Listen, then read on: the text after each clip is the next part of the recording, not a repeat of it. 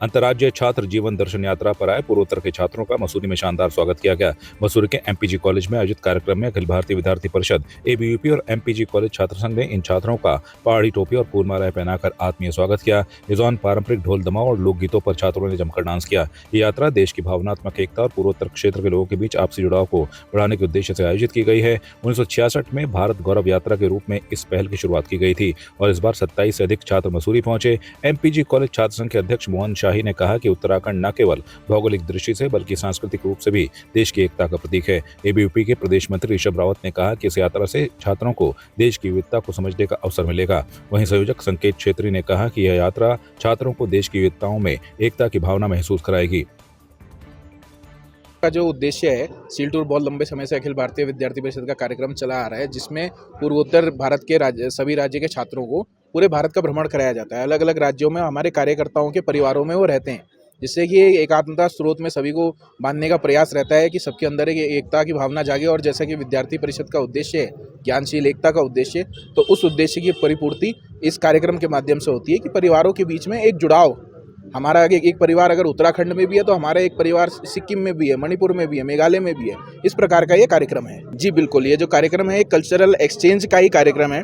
हमारा उनकी संस्कृति से परिचित होना, हमारा अपनी संस्कृति से उन्हें परिचित कराना। हम जानते हैं कि भारत भौगोलिक विविधताओं का और सांस्कृतिक विविधताओं का देश है, तो इन विविधताओं में हम लोग एकता का मकसद को भी पूर्ति करें और हम लोग एक दूसरे की संस्कृति को भी जानें। यही इस कार्यक्रम का मुख्य उद्देश्य है। जैसे कि आप सभी को पता है कि 2-3 साल के गैप में हमेशा सील टूर कराया जाता है, क्योंकि जो नॉर्थ ईस्ट के बच्चे आते हैं, जैसे नॉर्थ ईस्ट के स्टेट है मिजोरम, अरुणाचल प्रदेश, जैसे अन्य 4-5 जो राज्य आते हैं, वहाँ के बच्चे जब हमारे उत्तराखंड या ये जितने भी हमारे जो नॉर्थ के जितने भी बच्चे इधर साइड आते हैं, यहाँ की सभ्यता, यहाँ के कल्चर के बारे में सीखते हैं। इससे अखिल भारतीय विद्यार्थी परिषद ये मैसेज देना चाहते हैं कि भारत के जितने भी अन्य राज्य जो नॉर्थ ईस्ट हैं या जो साउथ के हैं, वो हमारे जो पूरे भारतवर्ष के जितने भी अलग अलग राज्यों के जो सभ्यता है, जो कल्चर है, उनको सीखें, उनको समझें और ये मैसेज देना चाहते हैं कि अनेकता में एकता है। एक व्यक्ति, एक संस्कृति और एक राष्ट्र।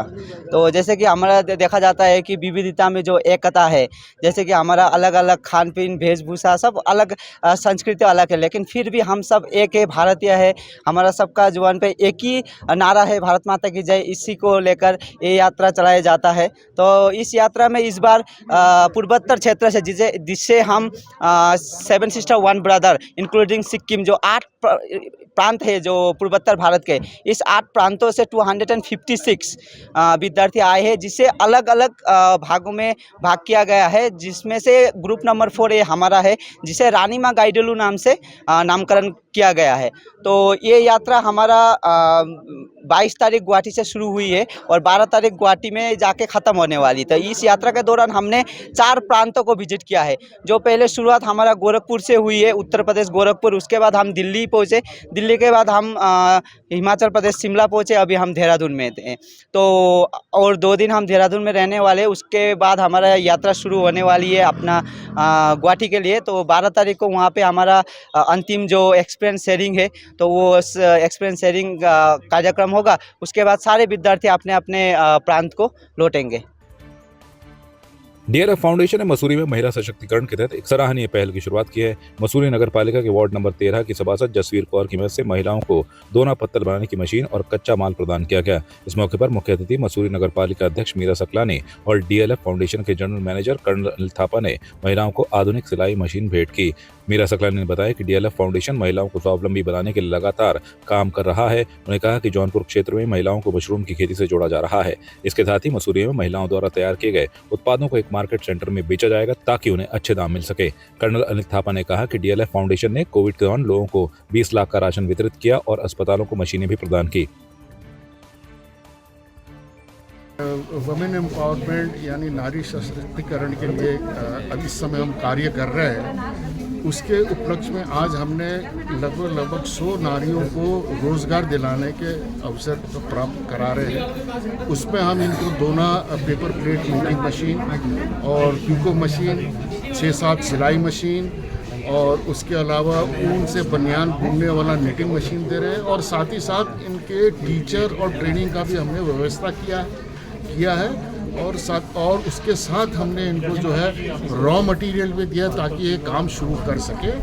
और इनको हमने ये भी बोला है कि आगे चल के अगर इनको कोई भी परेशानी आती है या किसी भी प्रकार का इनको मदद चाहिए तो हम उनके साथ हमेशा जुड़े रहेंगे और करेंगे। और इसके अलावा अभी हम छत्तीसगढ़ के आगे भी जो है लगभग 100 महिलाओं को हम मशरूम फार्मिंग में मदद देने जा रहे हैं, जिसका कार्यक्रम इस महीने के आखिरी हफ्ते में होगा। और मसूरी में अभी हमने 6 विधवाओं को जो है रिसेटल किया, उन्होंने दोना में बनाना शुरू किया और उनका अभी आमदनी भी आना शुरू किया। ये मार्केटिंग हमारा बहुत बड़ा इशू है, ये चीज़ हमने बहुत विस्तार से डिस्कस किया है और हमने बोला है कि हम भी उनको मदद करेंगे। तो एक हमने जहाँ भी ये महिलाओं की टीम है वहाँ पे एक हमने ऐसी मॉनिटरिंग टीम बनाई है जो इनको कंट्रोल करेगी और साथ ही साथ इनको मार्केटिंग में मदद करेगी। और उस मार्केटिंग टीम के साथ मैं डायरेक्टली कांटेक्ट में रहूँगा, अगर कोई परेशानी है तो मैं उनको मदद। हमारे चुनाव हो चुके और जीतकर मैं अपने वार्ड में फिर से महिलाओं के सहयोग से आई और मैंने इस बारे में बहुत सोचा स्वरोजगार के बारे में। तो आज हमने जो हमारे DLF ट्रस्ट के माध्यम से हम लोगों ने यहाँ महिलाओं को मशीन दी है, जोड़ा बनाने की मशीन, सिलाई मशीन, स्वेटर मशीन, जिससे कि महिलाएं जो है स्वावलंबी हो सके और अपने आप घर में बैठ के काम कर सकें और पैसा कमा सकें। क्योंकि हमारी यही सोच है कि महिलाएं किस प्रकार से स्वावलंबी बने और वो अपने घर में बैठकर आजीविका कमा सकें। तो इस बारे में आज हम बहुत बहुत धन्यवाद करती हूँ DLF का जो ट्रस्ट है उनका, कि उन्होंने महिलाओं को जितनी मशीनें यहाँ पर बैठ करी। देखिए, ये तो DLF परिवार को मैं धन्यवाद करना चाहूँगी कि उनकी पॉजिटिव सोच के साथ इस शहर में मैं खासतौर से महिलाओं की आजीविका के लिए एक उन्होंने नई पहल शुरू करी है और मसूरी नगर पालिका DLF के साथ मिलकर के इस पहल को और आगे तक बढ़ाएगी।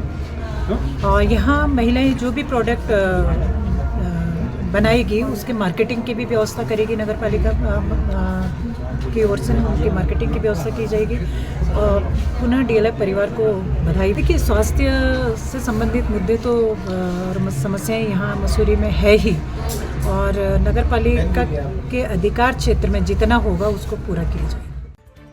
रामनगर ग्राम तेलीपुरा निवासी आसमा नाम की युवती अपने परिजनों और अन्य लोगों के साथ घर से कुछ दूरी पर घास लेने गई थी। इसी बीच गांव में स्थित एक बगीचे के अंदर से अचानक गुलदार ने बाहर निकलकर हमला कर दिया, जिसके बाद साथ में मौजूद लोगों ने शोर मचाया तो गुलदार व्यक्ति को छोड़कर मौके से भाग गया।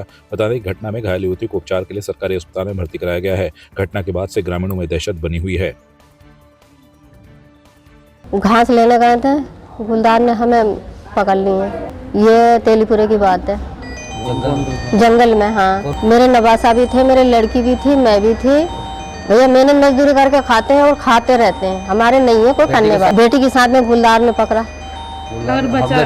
हाँ, वो हुई बाग के किनारे में बैठा था और हम घास लेने गए थे घास के किनारे पे। गन्ने की खेत में भी नहीं था, झाड़ी में भी नहीं था, बिल्कुल साफ मैदान में था। उसमें घुरजाई में बैठा था, घास में घास काट रहे थे। हाँ, वही आ गया बाबू। हमने हल्ला करे, हमारे नवासे ने, हमने मेरी लड़की को तो बचा के घर लेकर आए, फिर हम हॉस्पिटल लेकर आए। आपकी इस पर क्या राय है, हमें कमेंट कर जरूर बताएं। इसके साथ ही आप हमारे YouTube चैनल को सब्सक्राइब कीजिए। आप हमें Facebook, Instagram, Twitter पर फॉलो भी कर सकते हैं और संवाद 365 के साथ एक क्लिक में जुड़ने के लिए डाउनलोड कीजिए संवाद 365 ऐप।